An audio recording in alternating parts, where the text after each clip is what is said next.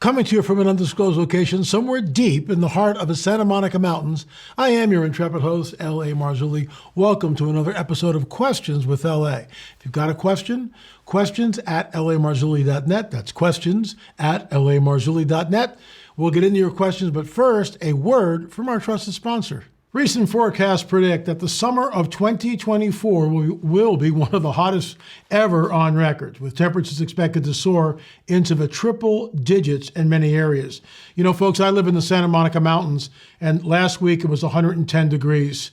Not where we are, but on the other side. I've never seen it that hot. So this is why Peggy and I stay cool with this magical little device. I love the cool air, cost savings, and peace of mind it brings me. The device is a mini and portable air conditioner that fills my home, office, or even off the grid in my tent. Not that I'm going to go into a tent anytime soon with icy cold air without traditional electricity. Make yourself as happy and as cool as I am this summer by visiting www.easysummercool.com. That's, once again, folks, www.easysummercool.com, or simply click the link in the description for up to 60% off today with a 60-day risk-free trial. Folks, what are you waiting for? It's a cool little unit, and sometimes I have it here in my office. Most of the time it's over at the house, but it does work. It's pretty amazing. Anyway, once again, that's easysummercool.com, easysummercool.com. Folks, thanks so much for watching. Appreciate it. This is from Jason. In the summer of 1996, I was 19, and a friend and I were hanging out. We got a call from another friend who lived about a mile away, wanting us to come over. So we left. We started walking up the road in South Carolina. Our friend was on his way to the house. We passed a house about 30 yards off the road, but between us and the house was a group of people all dressed in white robes.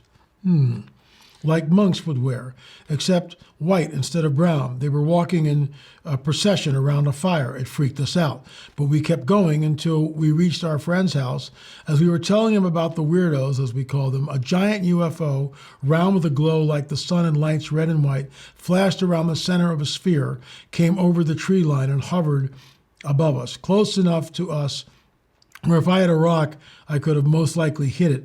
It made no sound or no movement, just hovered there for 10 minutes or so, then finally blinked and disappeared. We were left speechless and scared, afraid to go back the way we came, so we went several miles out of the way to get back to my friend's house. Have you ever heard of this sort of thing happening before? I believe those people had something to do with the UFO appearance. Perhaps they had conjured it. It's very possible that they conjured it. I don't know. I don't have all the answers. Nobody does. I will say this. There's a direct link. In fact, we had a question a while back about CE5 events. This is by Stephen Greer, who talks about meditation. Now, look, I was involved in Eastern meditation. I was in the ashram for 3 years, so I know some of what I speak. It opens up the Kundalini. It opens up the chakras in a person. It opens you up to the Kundalini serpent spirit. It opens a person up to the occult powers, the prince of the power of the air. You don't want that in your life. So these guys out there, white robes, that sounds like Wicca to me. Could be wrong, don't know, wasn't there. But there could be a link between, were they summoning something? Were they calling something in? Very possible. So I hope that answers your question. This is from Mr. O. First off, thank you for sharing the information that our God has bestowed upon you in your ministry. You all are in our prayers constantly, and I hope more and more that the Lord continues to use your work to reach others. I also want to thank you for your transparency and integrity. A lot of biblical teachers hardly ever say that this is speculation, and no one knows and makes them sound definitively what's true or not. I always hear you say that you don't know and no one else does on certain things, and I appreciate that. I think what you're referring to, and I appreciate the kudos. If I'm taking someone, let's say from Mando Gonzalez, I'll say, I got this from Mando Gonzalez and Jeff Van Hatten. I always try to give credit to where the source material is coming from, always. And if I don't know the answer to something, I will say, well, this is speculation on my part, or this is conjecture on my part. And I think people appreciate that. And when I read stuff like this, it sort of, lets me know that we're on the right track. My question is why no one has spoken much about the plant DNA. Plants also have DNA. If the whole earth was corrupted, then I would assume They also tamper with the plants that God created and have not been able to find anything on this topic.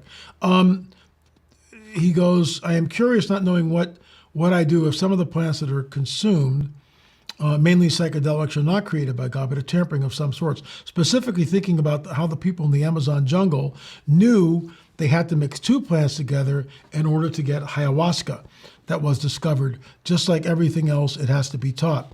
I also read that the Mayans also used mushrooms. Look, we know from the book of Enoch, and I get it, if you want to keep the hands of a book which tells people really what's going on, make sure they don't read the book of Enoch.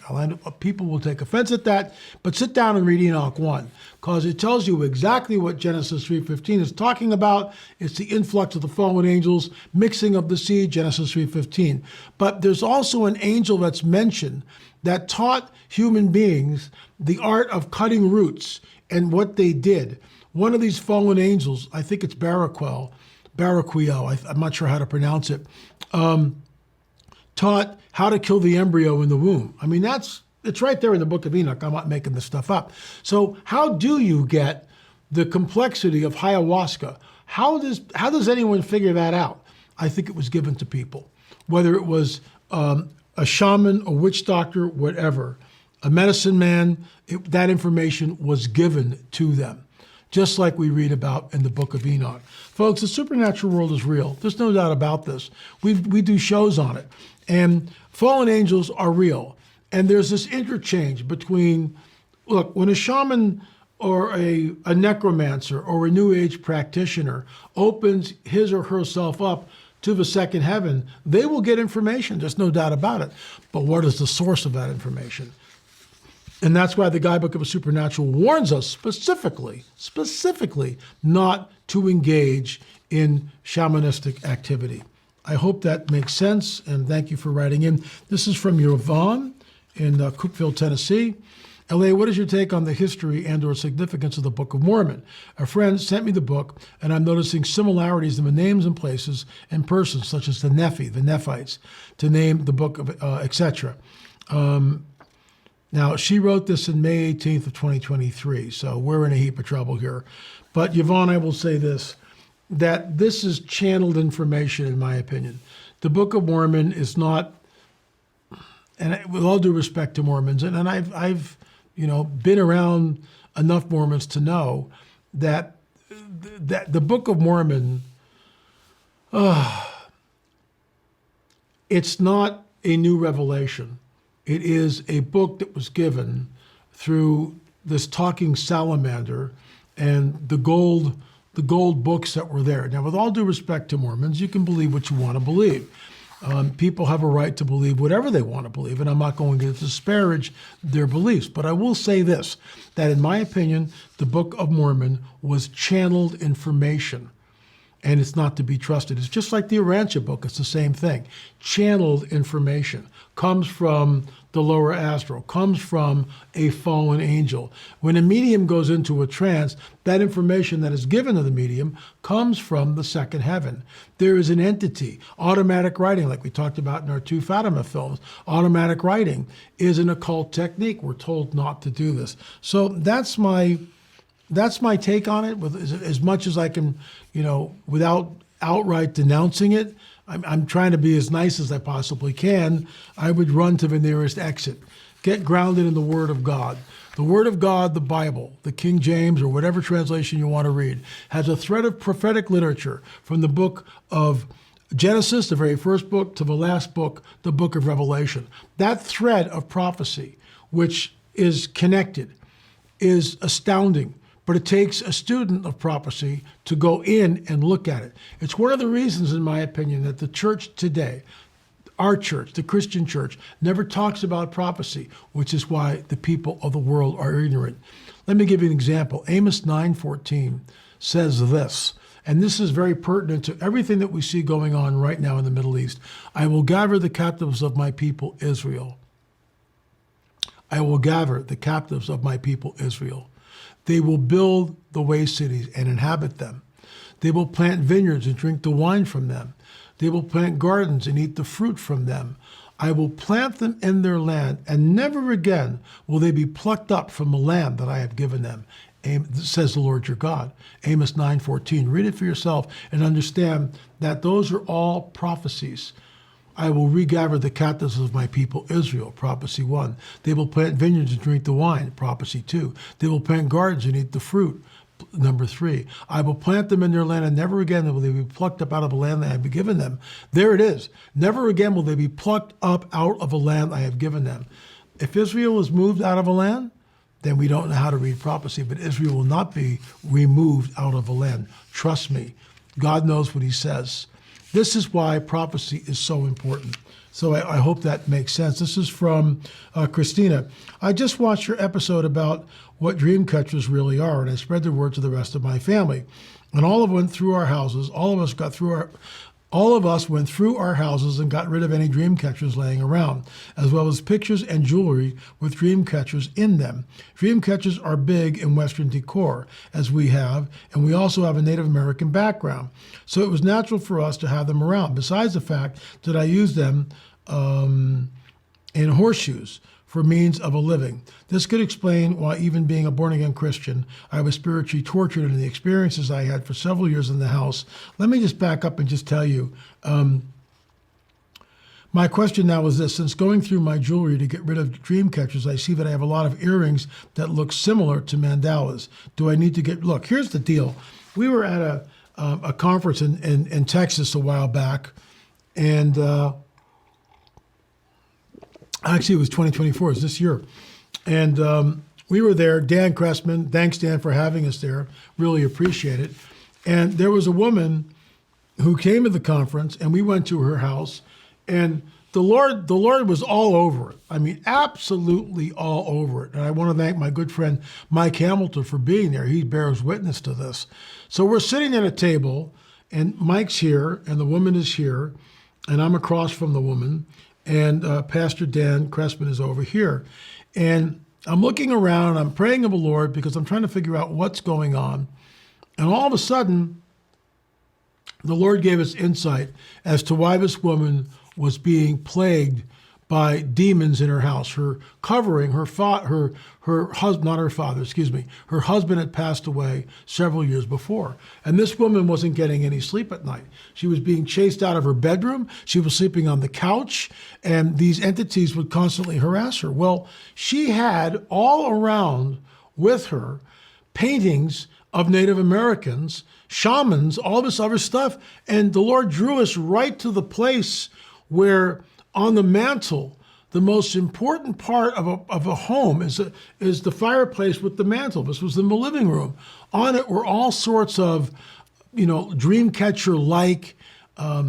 There were paintings. There was just all this occult stuff. And we went right. The Lord showed us. We went right over to it, and we immediately took it all. And she got rid of it. And Dan stayed with her a while longer and went back and did a follow-up. And as far as I know, she's been completely healed of that. You can't have this type of stuff around because the shamans know what it is that they're bringing into those objects. Some of these objects can be charged. For some of you out there listening to this, you go, well, that sounds really weird, LA. Yeah, this is why we don't take masks or anything else from foreign countries or even objects, because we don't know the source behind them or what might be attached to that. So I hope that helps.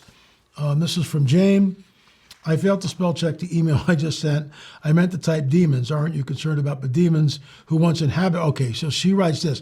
Aren't you concerned with the skulls will bring the demons who once occupied them into your office or home? Absolutely. The skulls that are in my set over here where I usually sit, this is our Q&A set. It's a green screen. But over there, just a few feet away, is the main set. Those are one-to-one representations. They are not real. First of all, you can't take a human skull out of anywhere. Well, they did it in the 50s and 60s. They would put them in their suitcases and fly them in. That's how many of these that were in private collections now are in museums like the museum in Oklahoma, but I digress. So, and you can get your digress mug by going to lamarzulli.com, but I digress. These are one-to-one replicas. They are some sort of an epoxy made by the late Joe Taylor. Yes, I am very concerned about taking anything into my home, and I would never take anything like that into my home. So these are models, and is there a transference? I don't think so. But I will tell you this, the first time I went to Peru and I handled the skulls, I had several hitchhikers come back with me, if you get my drift. It took me several years to clear the air and get rid of them. Several years. These are, in my opinion, Nephilim skulls. And we have number 6 in our Armor Trail of a Nephilim series. Number 6 is on DNA. We've got archaeologists, anthropologists, medical doctors, and surgeons, all who come on the record. So the naysayers out there who say that we don't know anything about anatomy, I would beg to differ, with all due respect, to that particular paradigm. I might not be trained in anatomy, but I know what a foramen magnum is. I know what sagittal sutures are. I know what parietal plates are and the mandible and other parts of the human skeleton that are pertinent and germane to our discussion. And what I don't know, this is why we brought in to the DNA film anthropologists, archaeologists, surgeons, and medical doctors, all who look at these elongated skulls and say, this is genetic, it's a genetic anomaly. Want to know more? This is why you need to do your homework, folks. LAMarzulli.com, LAMarzulli.com, or streaming.LAMarzulli.net. It's number 6 in the Armor Trail of a Nephilim series. I'll do the plug now. There are 30 films. Do your homework. Do your homework. LAMarzulli.com, buy the books, buy the DVDs. You need to do a deep dive. This is what I've been doing for decades. Now, with all due respect, you get a lot of Johnny-come-latelys talking about the Nephilim, talking about UFOs. For some of us, we've been doing this for like 30 years. That's all I'll say. Blessings to all. How about that? Blessings to all, because we're all working on the same team. So I'm not disparaging them, but I'm just saying, we have 30 films. We're the only Christian ministry to have 10 films on the UFO phenomena. Okay, I'll just leave it at that. This is from Mark. After doing some research of my own and listening to you talk about giants, I was amazed to also read about various little people found in the southeast region of the United States. They were often in proximity with the giants. Yes, absolutely. Since we hear stories of the giants killing and eating the flesh of normal-sized adult Native American tribespeople, do you think it's possible the little people, the puckwudgies is what they're called, might have been genetically altered and raised as a food source? No, I don't think it's a food source at all. I think the puckwudgies, or the little people that are often found in cemeteries adjacent to the cemeteries with the giants, this is all part of the dragon's plan. He has attempted to create man in his own image. This is a 3-hour conversation. This is conjecture on my part. 1947, Roswell happens. That's when the abductions start to happen right after that, right? And people who see the hybrids, this mixing of the seed, Genesis 3:15, describe the so-called hybrid children as looking very sickly, with big shaped, black almond-shaped eyes, looking more alien than human. Then it shifts. Then several years later, we get the black-eyed kids. They look like children, but they're not children, but they are children. But they look like children, but they seem much older. And they can pass as kids, except they've got black eyes. Now we go into Al Matthews. It's in our film on abductions and also our very first UFO film. Al has an encounter with this woman who, a very pretty gal, can pass for a human being, but she's wearing dark goggles over her eyes.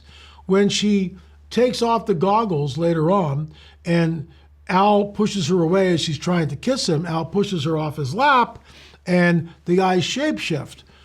The eyes are the window to the human soul. Modern day Nephilim have no soul. They are in a fixed state. The black-eyed kids are soulless. Diane is soulless. The hybrids that are walking amongst us, I'm quoting the title of Dr. Jacobs' book, are soulless. Folks, UFOs are real. The breeding program is real. Daniel 2:43 states on the record that their seed will mingle with the seed of men, but they will not cleave. Got this from Jim Williamson. The word cleave is the same word that we see in the Genesis account where a man shall leave his mother and father and cleave marriage to his wife. No marriage contract, which is precisely what we see happening in the modern UFO abduction phenomena. It's all the time I have for. We'll be back tomorrow with yet another episode of Questions with LA. I've got them right here, looking at the teleprompter over there. But thanks so much for watching, and we'll see you again tomorrow with another episode of Questions with LA. What happens if a mile-wide craft shows up above Washington? Who's behind it? Well, at some level, the government, the military, and the intelligence community. It is a threat, and it's going to soon become a global threat, and it's going to require a global response. The UFO phenomenon has become the great off-putting. We're going to get disclosure accidentally. An interesting time to be alive. We live in a time where literally the government told us these UFOs are real, we don't know what they are. The question then is, who are they in contact with? Are they truly extraterrestrial? Has mankind been visited by inhuman entities? What are your closing thoughts in regard to disclosure? Floodgates are open, and all bets are off right now. They're definitely conditioning the masses for some kind of revealing of technology. We're being visited by extraterrestrials. If you look at the late night talk hosts, when they're talking to all the presidents, and they always bring up the question, are you going to tell us anything? If you look at their faces, they know something. Folks, the phenomenon is not going away. We go up, they show up. We go up, they come down. To warn of what we believe is the coming Great Deception.